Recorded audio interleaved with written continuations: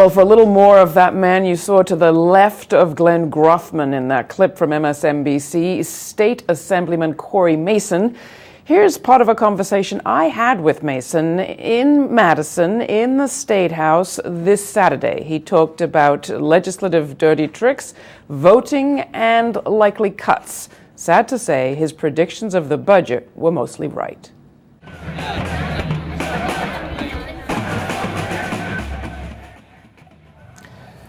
Cory Mason, we are back in Madison, Wisconsin. I've asked everybody, I'm going to ask you, what do you see when you look out this amazing window here in the state capitol? Yeah, I see the most beautiful expression of democracy and solidarity I can ever remember seeing in Wisconsin. I mean, this is truly extraordinary. There's thousands of people here every day, union and non-union, private sector, public sector, all coming together to express themselves and demand their rights be acknowledged and recognized. Who have you been hailed by as you came in here this morning?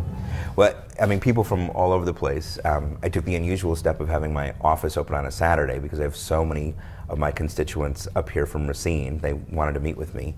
But you talk to people who've come from as far away as Superior to Racine, or people that are here locally, and just the expression of solidarity with the police officers staying over here last night with the protesters to ensure that we could keep the building open. And I mean, it's just been really remarkable. There is a legislative process going on. There is. And it took some steps since we last met, Thursday and Friday. What happened? Well, it was a big stain on the state assembly's history.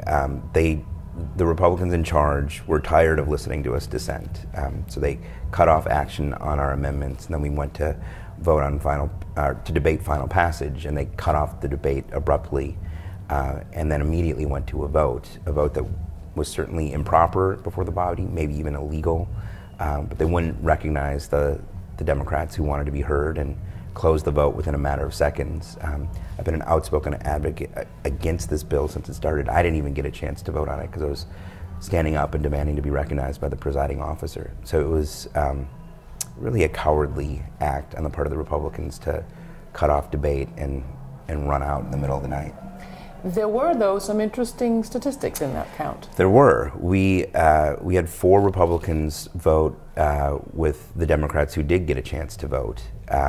They had 51 Republicans vote for it. I think the minute they got to 50, they just turned off the voting as soon as possible. But we were winning Republicans over. I've been calling for, since this started, independent-minded Republicans to listen to their constituents and see reason on this. If this is really a budget repair bill, let's fix the budget, but we don't have to strip rights away from people.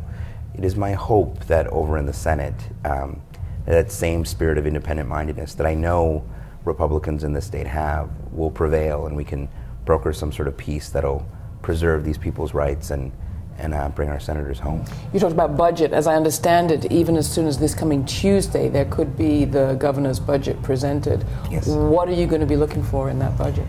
A lot of things that I'm worried are going to hurt my community and make our communities weaker and not stronger. Massive cuts in health care for poor people, massive cuts in K-12 education, to the university system, and to the technical college system, which retrains our displaced workers. And that's just what we've heard about so far. So, I mean, this governor, I think, has decided that he has a mandate to do austerity at any cost. I think most people thought they were electing a governor who said he was going to create some jobs. So it'll be interesting to see what the reaction is like on Tuesday. This was just the reaction from the small budget repair bill that was supposed to be quick and easy. I can't imagine what it's going to be like on Tuesday. You've made a decision at some point in your life to run for office, to participate in the electoral process, and you've seen that electoral process now be confronted by a outside the system people's process. What's the relationship between the two in your experience so far? I think this is the very best expression of democracy. I mean, all the rights that we have, whether they're labor rights or civil rights or any kind of human rights, rarely came about because legislators independently decided these would be good rights to bequeath to the people that they represent. They came about from this. They came about from ordinary citizens coming together, working collectively and demanding to be heard. And yet you, like many elected officials, might sometimes think And we've heard it from others. Wait, we had the election. You voted. Let us do our business. Leave us alone. Some Republicans have been saying, we won, you lost, deal with it. So what's different about this? The difference is, because Republicans had a number of votes on a number of bills that we strongly disagreed with, but Senate Democrats didn't leave town because of that. We didn't have tens of thousands of people in the streets every day demanding their rights. The difference is they're taking away people's rights.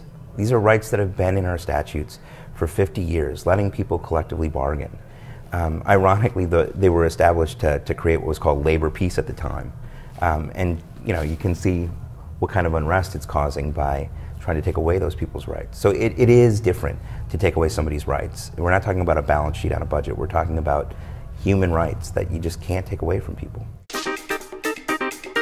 Enjoy GRITtv? Want more people to see it? Well, we are making our show available free to public television stations. We need your help to express your opinion.